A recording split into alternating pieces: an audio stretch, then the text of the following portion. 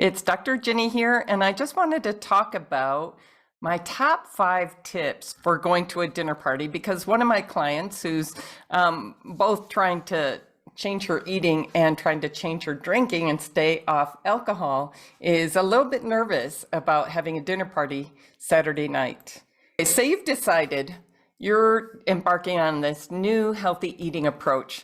It's not easy to find a healthy eating approach that actually works, right? There's all these things being promoted to us as healthy all the time, and this is healthy and that's healthy, and somehow we keep getting less healthy and more overweight. And what I discovered is it's really almost virtually impossible to find a truly healthy eating approach that will give healthy, sustainable weight loss for women over 40. I did end up finding the keys that actually work, but it's really difficult to find. But let's say you've found it. So the people in my program, they found an eating approach that actually works. Okay, now you've found it, right? You get it, that to get transformative results and keep the transformative results, like to get all the way to your slender, healthy sized body and stay there sustainably, is something, and do this is something that you have to do day in and day out, right? So first step is finding the approach, and then you're going to confront certain challenges like, well, today I feel like eating off plan.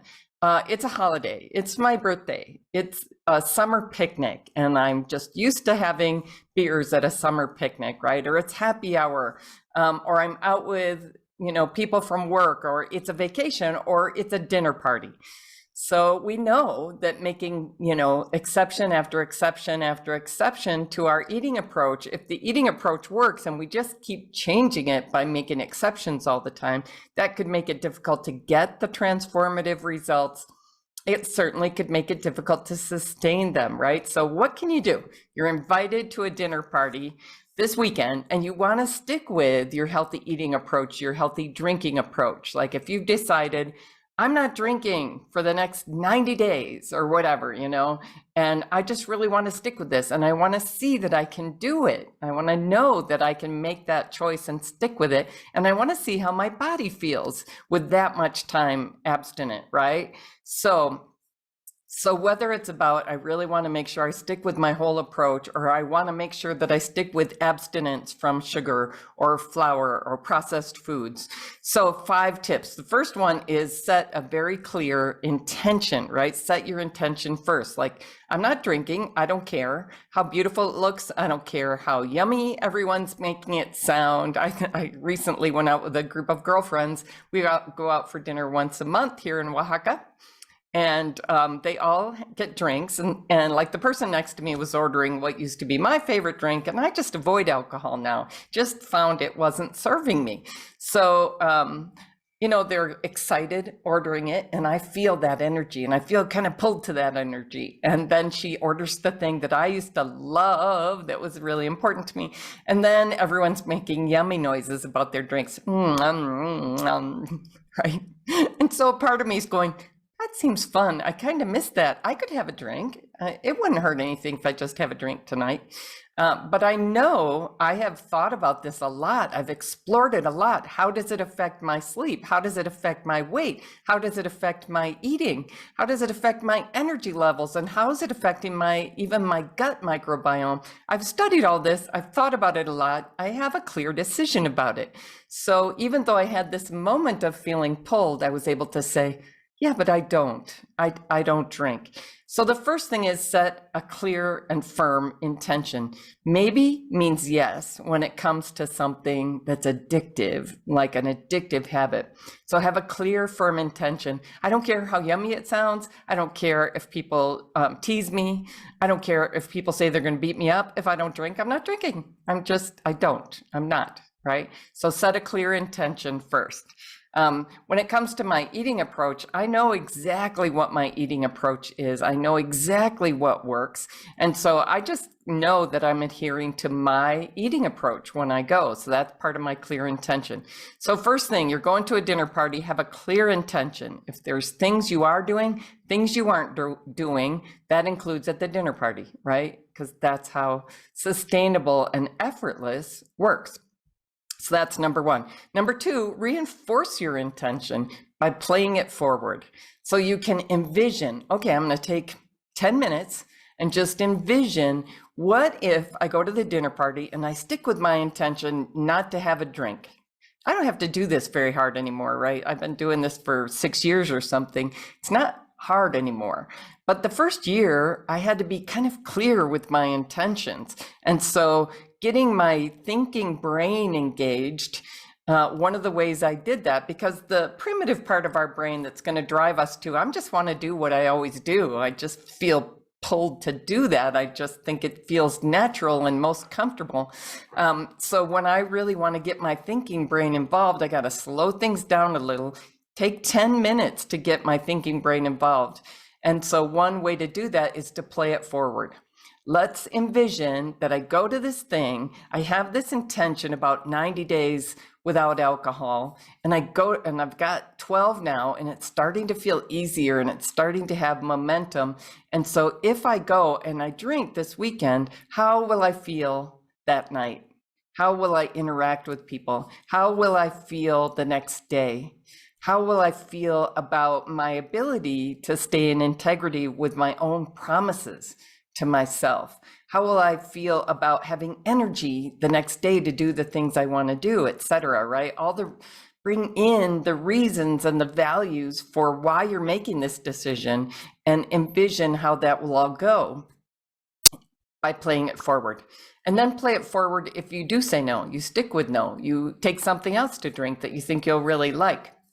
You connect with people in a deeper way because you're more present, because you're not engaging, you're not imbibing something that alters your ability to connect with people, right? So that's the second thing. First is set your intention, be very clear. Second is reinforce your intention by spending some time imagining the situation. And it can help. One of the things we know about visualization is it's great to visualize the result you want, if you also visualize yourself taking the actions that are required to achieve that result. So if I want to see myself a year from now, 60 pounds lighter, that's where I was. It was 60 pounds that I had to lose. And I loved envisioning being 60 pounds lighter and going from a size 16, 18 to a size 6.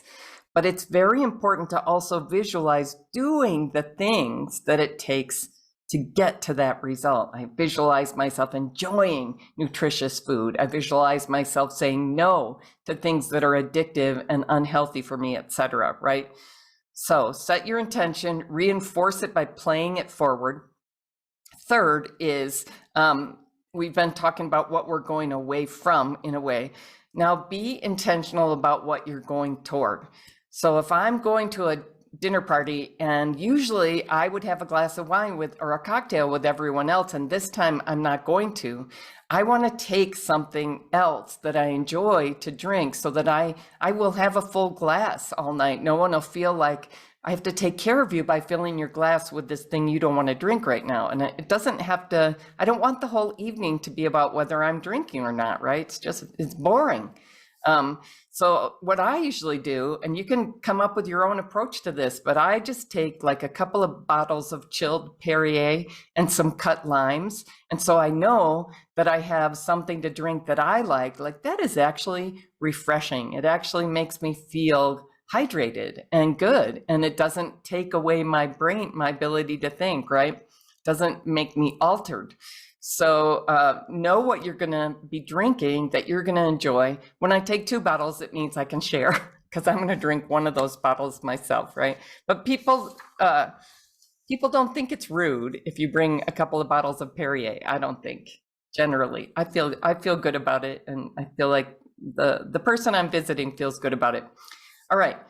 So another reason we can get nervous about social events is we're not sure what we're going to tell people if they ask us, why aren't you drinking? Why aren't you drinking what we're all drinking? So be ready with a lighthearted statement about why you're turning down alcohol in case anyone asks. And know this, likely no one's even going to care. Most of the time, people don't even care. They want to know that they're giving you something you're going to like. They want to know that you're enjoying yourself. They don't care if that means you're not having alcohol or not, but have something ready to say. So mine was, I'm on a health kick, right? And then if anyone pushed and said, just for tonight, one won't hurt anything, you can start your diet tomorrow. I would have a backup statement prepared. And so mine was, I'm actually doing this no sugar, no alcohol thing for the whole next year. I just really want to see if it changes my sleep, if it improves my mood, etc. Thank you, though. So have a statement and a backup statement. So you just know what you can say that's kind of light and doesn't change the whole subject to your issues with eating or drinking, right? Then change the subject, right? So be ready with what you are going to say and then change the subject. But tell me about how your trip to Hawaii was. What was the best part? What surprised you the most, right? We're just not going to spend a whole bunch of time talking in some kind of heavy way about why I'm changing my eating and drinking, how miserable I've been. And, we're just not going to do that, right? That's not what I want to take into the party. So that's number 4, be ready with a lighthearted answer if people want to know why. You're not going to have the cocktail that they're so excited about preparing for you or the dessert, right? And so the 5th one is another reason we can get nervous about going to a social event is we want to be social. We want to connect with other people. We want to feel part of the group. It feels really important, actually, right? And so I found for me, it really helps me to have an intention about how I want to connect with people. And I'm a little bit of an introvert, so I can get a little bit nervous and overwhelmed about having a lot of people trying to talk to each other, right? But I know I love talking with one person deeply.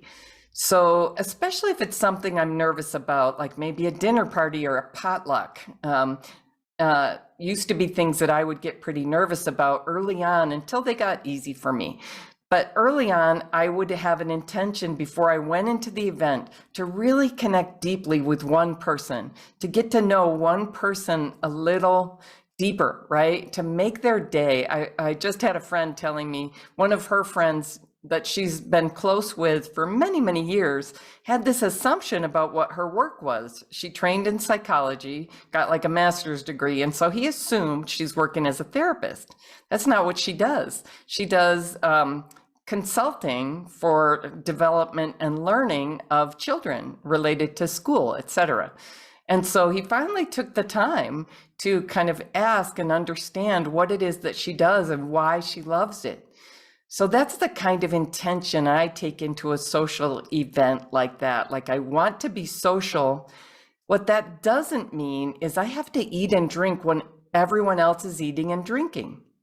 Because if I do that, I'm going to get the results everyone else is getting, the results I was getting. It's not everyone else, but 80% of our society now is overweight or obese, and it's getting worse and worse and worse. Most people are developing in their 60s or 70s serious conditions like high blood pressure, heart disease, high blood sugar, diabetes, dementia, and cancer. All of these things are very related to the way we're eating and drinking. So this is how I see it. If we are determined we're going to eat and drink the way everyone around us is eating and drinking, we are accepting those consequences, right? That most of us live the last 10 years of our lives sick and taking more and more medications and losing more and more energy and function and ability to move with fluidity, et cetera, right? I could barely walk anymore in my mid-50s. So we can connect with other people, and this becomes important to understand. We can be close to people and connect with other people without eating and drinking the way they're eating and drinking. Just make it a small issue. Just know what you're doing and be with the people in a connected, like, I'm actually listening to you, I'm actually treasuring our relationship kind of way. When you think about alcohol, it gets in the way of actually listening. It gets in the way of even remembering the next day what the discussion with somebody was about. When I'm free of alcohol, I'm so much more present with the person I'm talking to. Does that make sense? So those are my 5 tips for going to a dinner party Saturday night. Have your intention clear, what you're going to eat and drink. Reinforce your intention by playing it forward. Be intentional about what you're going toward, like have something to drink with you. Be ready with a lighthearted statement. If people are pushing you on why aren't you eating and drinking what we're eating and drinking, just something light, and then change the subject. And number 5 is have an intentional way of being social and connecting with the other people on a deeper level, where it's not that I have to eat or drink what you're eating or drinking. I actually want to know what's important to you. I actually want to connect deeply with you. And I'm just going to add one bonus, which is feel proud of yourself. Feel like I'm in integrity. I love this. I feel good about this, because attaching positive emotion to our new habits is a big part of what makes changing our habits become easy and enjoyable and effortless. I'm getting in tears. I'm getting emotional about this. These are the kinds of things that seem really hard, but they don't have to be, right? So as soon as you get through one of these events and you go, yeah, that wasn't hard, it starts to build a momentum. It starts to build a sense of confidence and ease. You don't always go into these things the first time, right? It's a first time kind of situation. You don't always go into it feeling super confident, but you can go a little bit prepared with these 5 tips and then come out with a little more confidence and a little more momentum about the direction you're going in. So I hope that was helpful. I'd love to hear from you what your thoughts are. All right, take care.